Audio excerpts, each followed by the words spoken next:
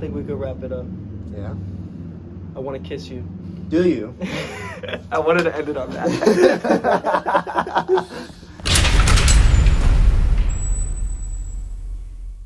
Ladies and gentlemen, welcome back to another episode of the Open Eye Podcast. Today we have technically a new guest, even though we've tried to record a few things before. But this is Richard Otto Taylor. I was wondering if you're going to use my first name. Hello. Also known as Ocho, 8, Pause, what else? Automatic, that's a big one. Yeah. Pretty much that's it. Yeah. Yeah. So if you want to just talk about, who you are, where you're from, maybe some family lineage, what you're doing here in the eternal city of Rome. Eternal city of Rome. I like that. Well, okay, so as you know, my name's Otto. I'm from San Diego, California, so I'm not too far removed from where Ryan's from.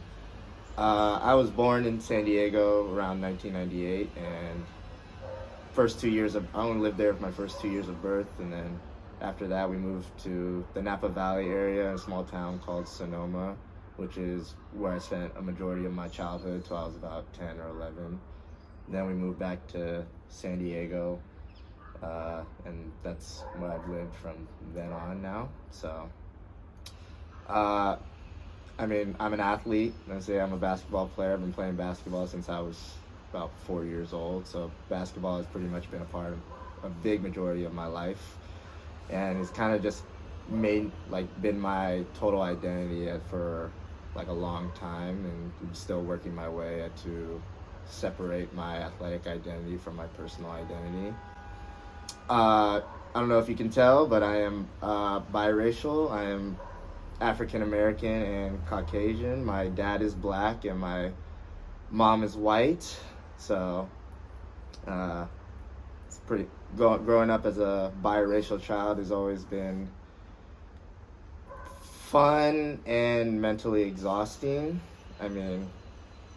When I moved to Sonoma County, Sonoma's majority of a white town. There's a bit of Hispanic in there too, just a little bit, not too much, but it's majority white. So I grew up around white people, a majority of my childhood. But as kids, we don't really pay attention to race with everybody.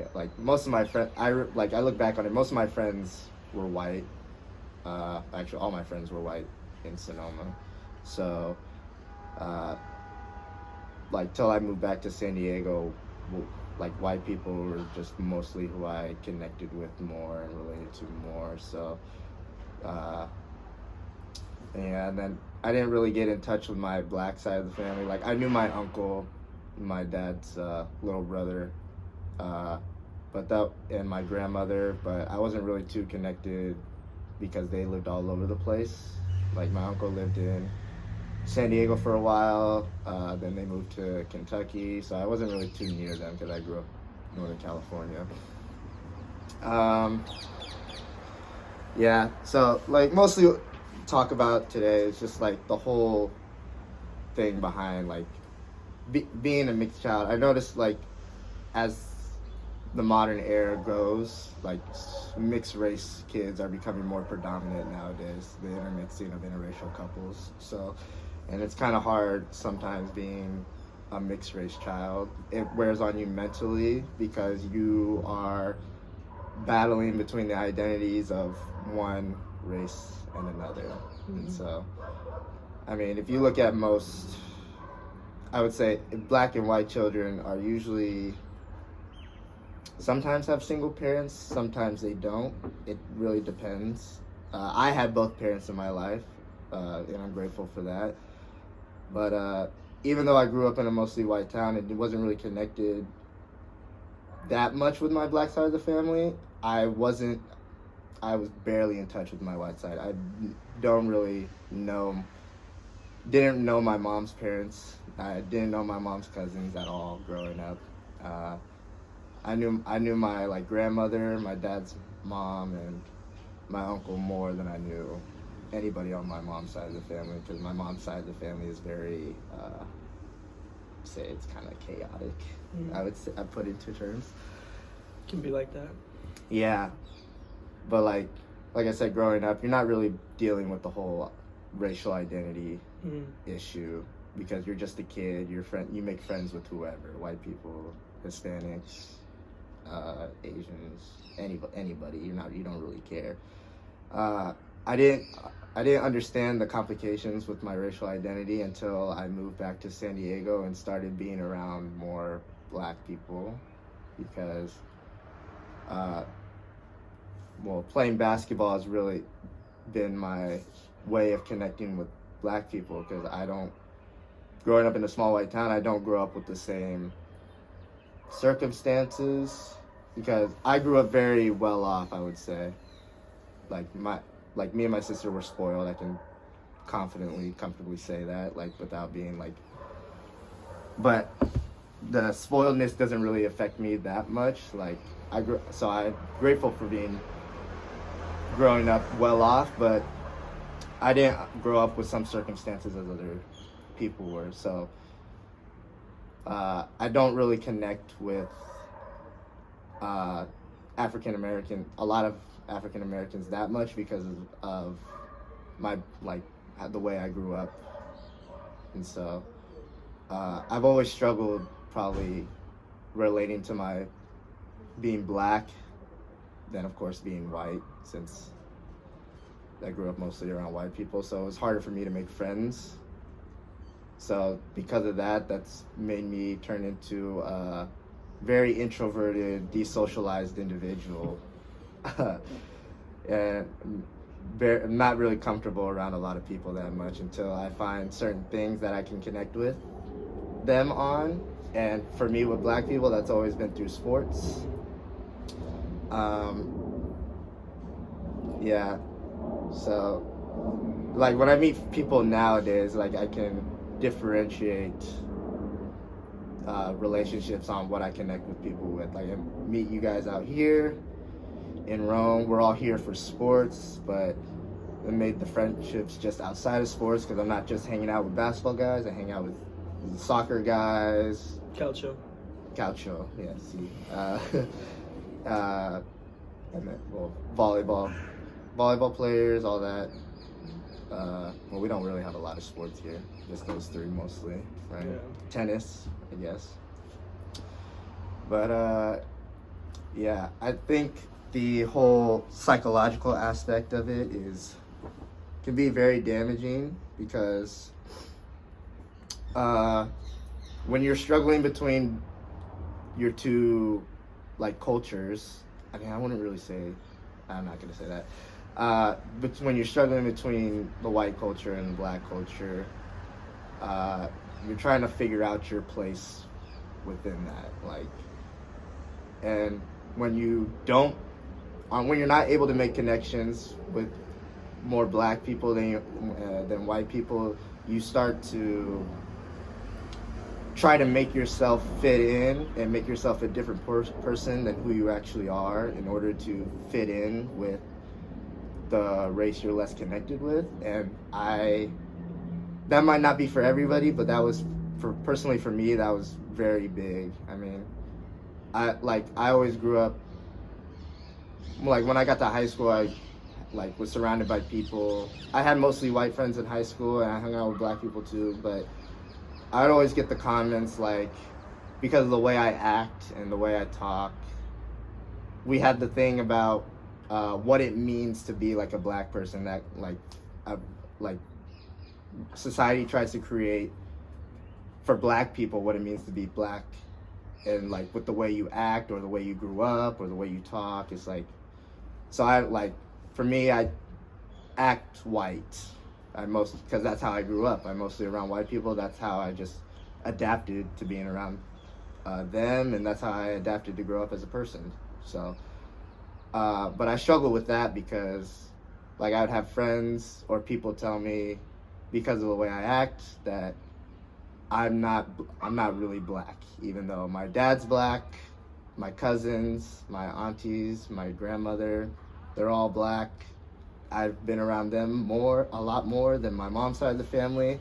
I identify as black, but when you hear that, it's very damaging mentally because, like, you're basically discrediting a whole part of me. But like 50% of you. Yeah, 50% of me. Legitimately, Yeah. And it's like, it's funny, like, I always go back to moments when you're like taking the ACT and the SAT and you have to fill out the thing and it's like, you have to identify your race and you look at it and I just like look at it like, I go back and forth between African American and Caucasian because like I'm still struggling at like, what am I? What do I decide I am? I don't know because I'm trying to fit into both instead of just being one person. You're trying to be two people all the time. Like I always joke about the benefits of being biracial is you can go back and forth between, like you can be white and then you can be black and whatever you need it to be. I mean, that's sort of true. That's like a little play on try to joke around with people, but it also just wears on you mentally because now you're not just one person, you're not yourself, you're two people. And so we're sorry, the number you have dialed is not in service at this time. You know, we obviously have a very chaotic situation right now with America. But do you think that our country has in their best interests someone like you? Like political officials, whatever, representatives, media. I would say yes and no. But you always hear about like as like the years go on, they say like by 2050 or whatever that like white people will be in the minority and then the minorities will be in the majority. But like most of like because everyone's like intermixing now, right? So, but because political is so big on dividing people, it's hard to say do they worry about like people like me because I'm black. I identify as I'm black. I'm half black, half white, but I identify as black. So when they like for the black struggle in the country right now, like even though if I don't like I didn't personally grow up in the same circumstances, I still feel for black people. And I feel like everyone does, but like because I'm black, you feel it more than others, right? So when you say, are they worried about people like me? No, because I'm a black person and I don't feel like political or the country is really like through police brutality and all that stuff. Like I don't feel like the country's for black people at all. Still, even though we've come such a long way from the 60s. It's like it's subtle, but it's becoming. We're like trying to identify it more, but it's still in like subtle ways. Right. I always tell people like if I like because I'm black, I identify as black. If I was born the way I am back in the 60s, I'm still considered a black person, so I'd be separated amongst blacks and whites. So even that's still the same situation today through the like political standpoint. It's like I'm a black person, so I identify how do I say it? What's the word? Just connect with the black struggle in America right now more than just than the white privilege and all that stuff. Right? Yeah. And do you think that impacted your identity at all? Because, you know, I mean, I'll say too, I had a fortunate upbringing to be like where I'm from, and you know, I didn't have like the fanciest house or like, you know, I drove a Prius. It was a new Prius though, you know, like you know. So like I've had a fortunate upbringing myself. So do you think that may have caused a bit of dissonance within you in finding your identity?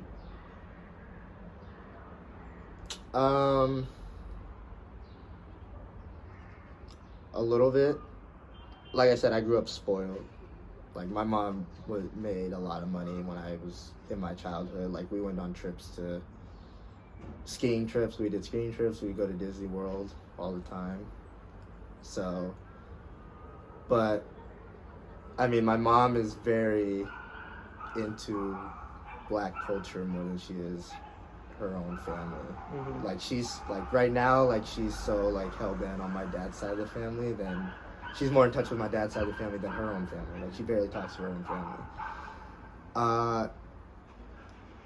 But when we moved to San Diego, we moved around a lot in San Diego, so we struggled a little bit. So I was bouncing from school to school, but we still made enough to like we were still a little well off. We're middle class. Mhm.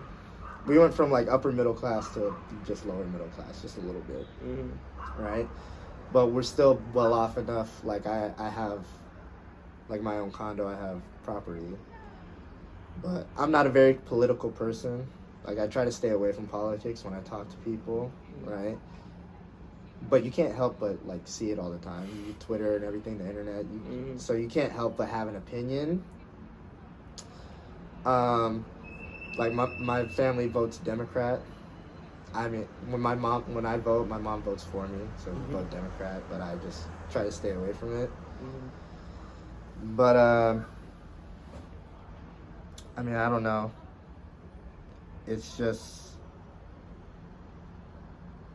politics it's just so much about division, and even though the younger generation wants to come together, there's always going to be that division no matter what amongst people. I don't really have that much of an opinion on politics because I don't pay attention to it a lot. So there's not really much I can say, honestly, from the standpoint of like how the government feels about black people compared to white people. But there's the subtle nuances of everything, right? Even though it's subtle, we all see it. Black education. That's why you see black athletes, like LeBron James, building schools for the underprivileged black kids where he's from.